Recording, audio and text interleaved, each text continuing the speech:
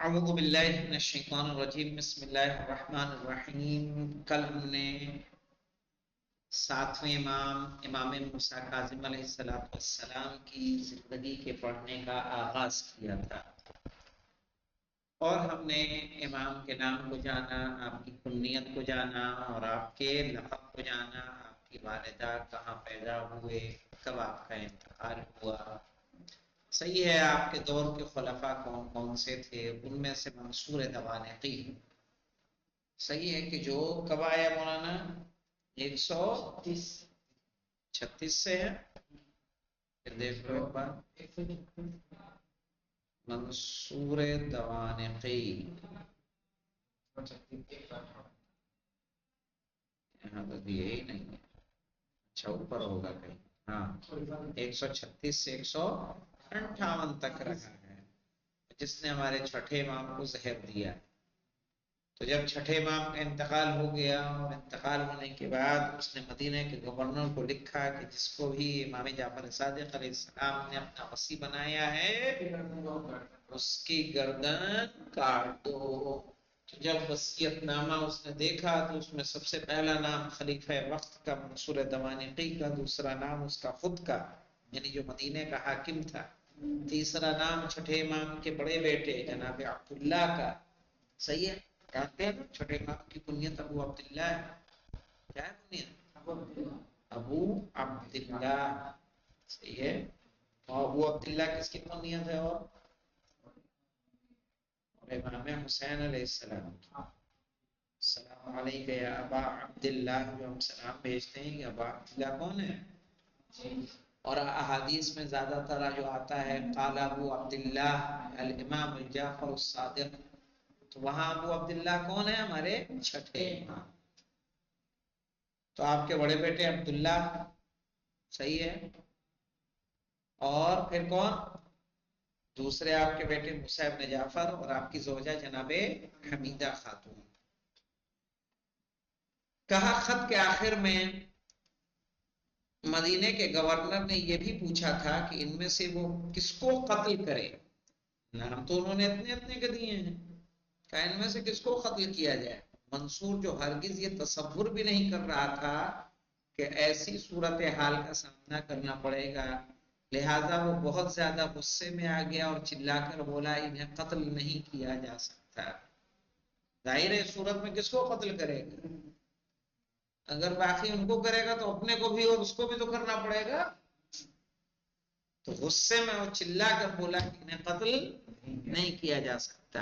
یہ دیکھیے امام کی کیا حکمت تھی، کس طرح سے امام یعنی جو عالم زمانہ ہوتا ہے کہ ایک چیز کا اسے علم ہوتا ہے، صحیح۔ البتہ امام کا یہ وصیت نامہ صرف ایک سیاسی قدم تھا۔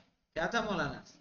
سیاسی قدم تھا، کیونکہ امام نے پہلے ہی اپنے بات کے اور امام اور حقیقی جانشین یعنی امام موسیٰ کاظم علیہ السلام کو اپنے خاص شیعوں اور مخصوص خاندان والوں کے نزدیک پہچنوا دیا تھا کہ میرے بعد کا وصی کون ہوگا، صحیح ہے نا۔ لیکن چونکہ وہ منصور کے برے اور خطرناک منصوبوں سے باخبر تھے، اس بنا پر آپ نے ساتویں امام کی جان کی حفاظت کے لیے اس قسم کی وصیت کی تھی۔ جعفری یونیورسٹی کا نگہبان یعنی وہ یونیورسٹی، وہ بڑا ادارہ کہ خود ایک وقت میں 4000 افراد امام جعفر صادق علیہ السلام سے تعلیم حاصل کرتے تھے، تو اس کی نگہبانی کس طرح سے ہمارے ساتویں امام موسیٰ کاظم علیہ السلام نے کی۔ آج جب آپ عمرہ کرنے یا حج کرنے جائیں گے تو آپ کو اس جگہ بھی لے جایا جاتا ہے کہ جہاں مدرسے جناب امام جعفر صادق علیہ السلام تھا، جگہ بتائی جاتی کہ اس جگہ کیا تھا؟ مدرسہ تھا، یہاں پڑھایا کرتے تھے، ٹھیک ہے۔ ہمیں ایک صاحب نے جو ہے ایک جگہ دکھائی تھی، یہ جو جگہ دیکھ رہے ہیں یہاں جناب عباس جناب علی اکبر کو گھوڑا سواری سکھایا کرتے تھے، ایک جگہ دکھائی تھی کہ میوزیم بنا دیا ہے وہاں پہ، کہ یہ وہ جگہ تھی جہاں گھوڑا سواری سکھایا کرتے تھے۔ وہ سارے چکے ہے تو مدینہ شہر وہی نا، یہاں سارے زندگی ہمارے ائمہ نے گزاری ہے، تو سارے کام وہاں پر انجام دیے ہیں۔ حالات و شرائط کو دیکھتے ہوئے یہ معلوم ہوتا تھا کہ ایسا کوئی بھی گرم قدم اٹھانا اور ایسا کوئی بھی پروگرام کہ جس پر ابتدائی سے منصور کی حکومت حساس ہو جائے مناسب نہیں تھا. حساس ہونا سمجھتے ہیں مولانا؟ یعنی فوراً ایکشن میں آ جائے. کیا آ جائے؟ فوراً ایکشن میں آ جائے. اسی بنا پر امام موسیٰ کاظم علیہ السلام نے اپنے والد بزرگوار کے علمی کارنامے کو آگے بڑھاتے ہوئے ایک حوزے کی اگرچہ دانشگاہ جعفری کے برابر اس کی وسعت نہیں تھی تشکیل دیا. یعنی جتنا بڑا مدرسہ جتنی بڑی جامعہ اور یونیورسٹی چھٹے امام کی تھی کثیر تعداد میں آپ کے موجود تھے اتنی تو نہیں تھی لیکن پھر بھی آپ نے اس کو جاری رکھا اور بزرگ شاگردوں اور اہل علم اور صاحب فضیلت افراد کی تربیت میں مشغول ہو گئے. سمجھ میں آئی بات؟ سید بن طاؤس لکھتے ہیں کہ امام کاظم علیہ السلام کے بہت سے اصحاب آپ کے خاص شیعہ اور ہاشمی خاندان کے افراد ہاشمی خاندان کے افراد آپ کی خدمت میں جمع ہوتے تھے اور جو آپ کے قیمتی کلمات اور حاضرین کے سوالوں کے جوابات کو لکھتے تھے اور ہر پیش آنے والے واقعے سے متعلق جو حکم آپ صادر فرماتے تھے اسے بھی محفوظ کر لیتے تھے. یعنی کون لوگ تھے مولانا؟ جو خاص افراد تھے. صحیح نہیں؟ ہر کوئی نہیں، خاص افراد. ٹھیک ہے.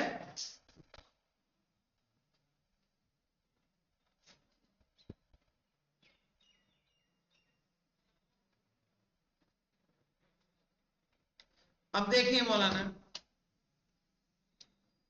دور حاضر کے مشہور دانشمند سید امیر علی لکھتے ہیں کہ 148 ہجری میں امام جعفر صادق علیہ السلام شہر مدینہ میں اس دنیا سے گزر گئے.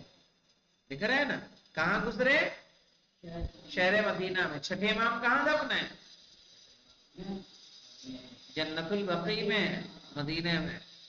دوسرے چوتھے پانچویں اور چھٹے امام جنت البقیع میں. تو امام جعفر صادق علیہ السلام شہر مدینہ میں اس دنیا سے گزر گئے لیکن خوش قسمتی آپ کی علمی درسگاہ معطل نہیں ہوئی. ایسا سمجھ میں معطل ہونا سمجھتے ہیں مولانا؟ یعنی بند نہیں ہوئی.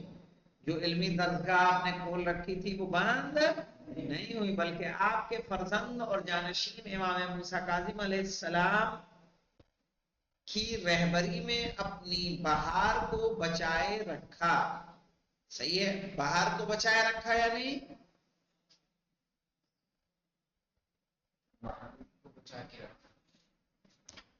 جو یونیورسٹی چل رہی تھی جس طرح سے چل رہی تھی اس کو ایک حد تک کیا رکھا؟ باقی رکھا، بند نہیں ہونے دیا.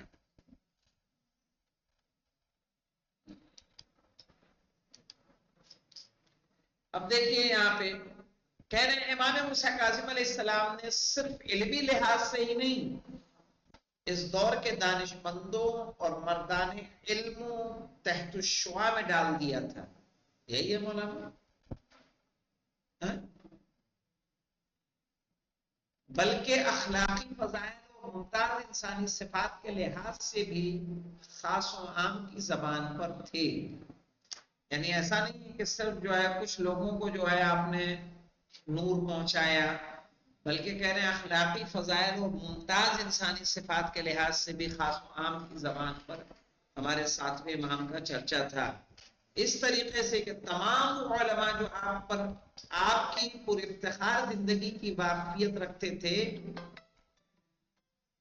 وہ آپ کی اخلاقی شخصیت کی عظمت و بزرگی کے سامنے سر تعظیم خم کرتے ہیں.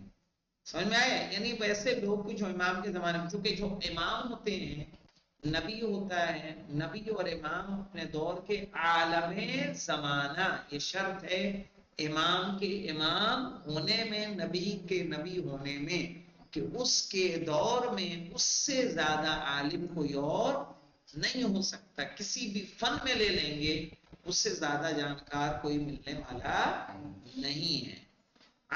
تسنن کے مشہور عالم محدث ابن حجر حیثمی لکھتے ہیں کہ موسیٰ کاظم علیہ السلام اپنے والد کے علم و دانش کے اور فضل و کمال کے وسیع تھے، یعنی جو فضیلت و کمال ہمارے چھٹے امام کی تھی وہی فضیلتیں ہمارے ساتویں امام کی۔ آپ کی کیا لکھا ہو جی، عفو و بخشش اور اس غیر معمولی صبر و تحمل کے پرتو میں، پرتو جانتے ہیں مولانا، پرچھائی، پرتو یعنی پرچھائی، کہ جو نادان افراد کے ساتھ سلوک کی صورت میں جس کا آپ مظاہرہ کرتے تھے، آپ کو کاظم کا لقب حاصل ہوا، یعنی پتا چلا کہ آپ گئے اور جانے کے بعد صحیح ہے اپنے سلوک کو اس طرح سے ظاہر کر رہے ہیں۔ ہم اور آپ ہوں گے مولانا، کسی بھی بات پہ کیا ہوتے ہیں فوراً غصہ ہو جاتے ہیں، لیکن ائمہ کی سیرت میں اگر آپ دیکھیں گے امام کو برا بھلا کہا جا رہا ہے، گالی دی جا رہی ہے، اور امام اس سے پوچھ رہے ہیں بتا تیری کوئی حاجت ہے تو تیری حاجت پوری کر دوں، تیرے پاس کھانے کو نہیں ہے کھانا دے دوں، تیرے پاس سواری نہیں ہے سواری دوں، لباس نہیں ہے لباس دوں، یعنی غصے کا کوئی تو سبب ہوتا ہے۔ ہم ہوں گے ہم تم کیا کریں لے تو لے، نے ایک مارا ادھر سے تو لے، لیکن امام کا کیسا تھا، آپ کو کاظم کا لقب حاصل ہوا، آپ کا سلوک کس طرح سے تھا، صحیح ہے۔ آپ کے دور میں کوئی بھی شخص علم و بخشش اور معارف الہی کے میدان میں آپ کی برابری نہیں کر سکتا تھا، کسی زمانے میں مولانا ممکن نہیں کہ امام ہو اور امام سے بڑا عالم اس زمانے میں کوئی موجود ہو۔ یہ بس ایک ملتا ہے ان کے لیے جناب موسیٰ علیہ السلام کے لیے، کہ جناب موسیٰ ایک دن تقریر کر رہے تھے اور تقریر کرتے کرتے ان کو یہ احساس ہوا کہ ہم سے بڑا عالم کوئی موجود نہیں ہے، تو اللہ نے ان کو کہا کہ جاؤ تم سے بھی بڑا عالم موجود ہے، اور ان کو جناب خضر کی شاگردی میں بھیج دیا۔ صحیح، پورا قرآن نے اس واقعے کو نقل کیا ہے، اور جب پوچھا یہ کیوں کیا، کشتی کیوں توڑ دی، دیوار کیوں بنائی، اور یہ کیوں کیا، جب تیسری بار سوال کیا کہ اب تم میرے ساتھ نہیں رہ سکتے، اب ہمارا تمہارا راستہ الگ ہے، تو نبی کو بھی ایک نبی کی، بڑے نبی کی کس میں بھیج دیا، شاگردی میں بھیج دیا۔ آپ کے دور میں خلافت کا سیاہ کارنامہ، خلیفہ بنی عباس نے کس طرح کی ظلم انجام دیے ہیں، اس میں دیکھیے مہدی عباسی کے بارے میں دیکھیے کہ منصور کی خلافت کا سیاہ دور کے جو اپنی منحوسیت کے زیر سایہ تمام اسلامی ممالک پر گراں گزر رہا تھا، گراں گزر میں سخت گزرنا، مشکل سے وقت گزر رہے تھے، اس کے مرنے کے بعد، مرنے کے ساتھ اختتام کو پہنچ گیا، وہ جو سختی تھی وہ اختتام کو پہنچی، اور لوگوں نے 22 سال تک پیشار کہتے ہیں مولانا سختی کو، سختیوں میں رہنے اور برداشت اور تکلیفیں برداشت کرنے کے بعد راحت کی سانس لی، صحیح نا، 22 سال کے۔ اس کے مرنے کے بعد اس کا بیٹا محمد جو مہدی کے نام سے مشہور تھا حکومت میں آئے۔ ابتدا میں مہدی کی حکومت عام لوگوں کے گرم استقبال سے روبرو ہوئی، کیونکہ ابتدا میں ان سے اس نے لوگوں کو سبز باغ کا دروازہ دکھلایا۔ سبز باغ جانتے ہیں مولانا؟ نہیں، سبز باغ دکھلانا ایک اصطلاح ہے۔ مثال کے طور پر میں تم سے کہوں کہ تم ہمارے یہاں کام کرنے آ جاؤ، میں تمہیں تنخواہ دوں گا، میں تمہیں ایکسٹرا ٹائم کا پیسہ دوں گا، میں تمہیں مکان رہنے کو دوں گا، فون کا خرچہ دوں گا، میڈیکل کا خرچہ دوں گا، یہ کروں گا وہ کروں گا، تم اچھی نوکری چھوڑ کے چلے آئے۔ اس کو بولتے ہیں ہری ہری گھاس کیسے جانور دیکھ کے صحیح ہے لالچ میں وہاں جاتا ہے اور جال میں پھنس جاتا ہے، اسی کو بولتے ہیں سبز باغ دکھانا۔ تو اس نے بھی مہدی جب آیا تو اس نے کیا کیا، ابتدا میں تو اس نے لوگوں کو سبز باغ کا دروازہ دکھلایا، یعنی خوب وعدے کیے، ارے کیسے بھائی آج ہمارے پاس حکومت جو ہمارے حاکم ہے تو کیا کہا 15-15 لاکھ سب کے اکاؤنٹ میں آ جائیں گے، ہر سال 2 کروڑ لوگوں کو کیا دیا جائے گا، روزگار دیا جائے گا، پیٹرول، گاڑی، مکان سستا ہو جائے گا، لوگوں نے خوب ووٹ دے دیا. یہ کیا اسی کو بولتے ہیں سب بات دکھانا. اور عفو عمومی کا حکم صادر کر کے تمام سیاسی قیدیوں کو بنی ہاشم اور غیر بنی ہاشم سب کو آزاد کر دیا ہے. جتنے سیاسی طور پر عفو عمومی عام معافی دے دی اس نے. اور لوگوں کے قتل کرنے، شکنجے اور اذیتیں دینے کا خاتمہ کیا. اور لوگوں کے ان تمام منقول اور غیر منقول اموال کو کہ جو اس کے باپ منصور نے ضبط کر رکھے تھے ان کے مالکوں کو دے دیا. صحیح ہے. اور بیت المال میں موجود خزانے کو بہت زیادہ مقدار میں لوگوں کے درمیان تقسیم کیا. البتہ یہی پروگرام جاری رہتا تو یہ اپنے ساتھ درخشاں آثار و نتائج لے کر آتا. آئی سمجھ میں؟ درخشاں یعنی چمکتے ہوئے، روشن. لیکن افسوس کہ زیادہ مدت نہیں گزری تھی کہ پروگرام بدل گیا اور جدید خلیفہ نے اپنے اصلی چہرے کو آشکار کر دیا اور گزشتہ خلفاء کے اسلام مخالف پروگرام از سر نو شروع ہو گئے. یعنی جس طرح سے اس کا باپ کرتا تھا پھر وہ اسلام کی مخالفت کرنے لگا. شروع میں تو کیا سب کو معافی دے دی، سب کو رہائی دے دی، قید و بند کو چھوٹ دیتا رہا. اس نے عیاشی کی محفل برپا کی اور ان ندیموں کو کہ جنہیں آغاز خلافت میں دربار میں نہیں آنے دیتا تھا غیر معمولی توجہ دینے لگا. ندیم جانتے کس کو کہتے ہیں مولانا؟ ندیم. ندیم کہتے ہیں شراب پینے میں ساتھی کو. جو شراب پینے میں اس کا ساتھی ہوتا ہے اس کو ندیم بولا جاتا ہے.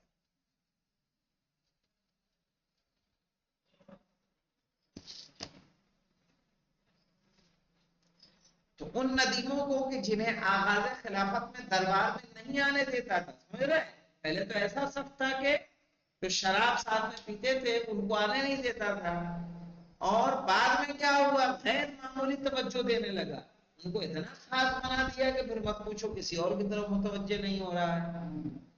اور اس کے خیرخواہ اور بے غرض افراد نے اس کام کے برے نتائج کے بارے میں جتنا ہو سکا اسے سمجھایا لیکن پھر بھی اس نے ان کی باتوں پر توجہ نہ دی اور کہا وہ لمحہ بہترین ہے کہ جو بزم میں گزرے اور ندیموں کے بغیر زندگی ناپسند ہے.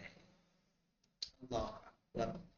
خلیفہ جو عیاشیوں میں سرگرم تھا لوگوں کے حال سے بے خبر رہ گیا اور نتیجے میں فساد اور رشوت خوری کو رواج مل گیا. ظاہر ہے اگر کوئی سختی نہیں ہوگی تو حکومت میں موجود افراد کیا کریں گے مولانا؟ رشوت پہ اتارو ہو جائیں گے. اور ٹیکس وصول کرنے کے ذمہ داروں نے لوگوں پر زمانے کو تنگ کر دیا اور اس نے خود بھی سختی سے کام لینا شروع کیا اور پہلی مرتبہ کے لیے بغداد کے بازاروں پر ٹیکس باندھ دیا گیا. صحیح ہے نا؟ پہلے ٹیکس نہیں ہوتا تھا، بازاروں پر کیا کر دیا؟ ٹیکس. کسانوں کی زندگی دیکھیے، کسانوں کی زندگی غیر معمولی پریشانی سے دوچار ہو گئی. صحیح ہے. اور سختی و فشار کی شدت سے پریشانی و بدحالی میں مبتلا ہو گئے. صحیح ہے. یہ تو عام لوگوں کا حال تھا. انشاءاللہ کل ہم جانیں گے کہ علویوں پر جو غیر معمولی سختی کی تھی وہ کیا کیا کام انجام دیا تھا. الحمدللہ رب العالمین. اللہم صلی علی محمد.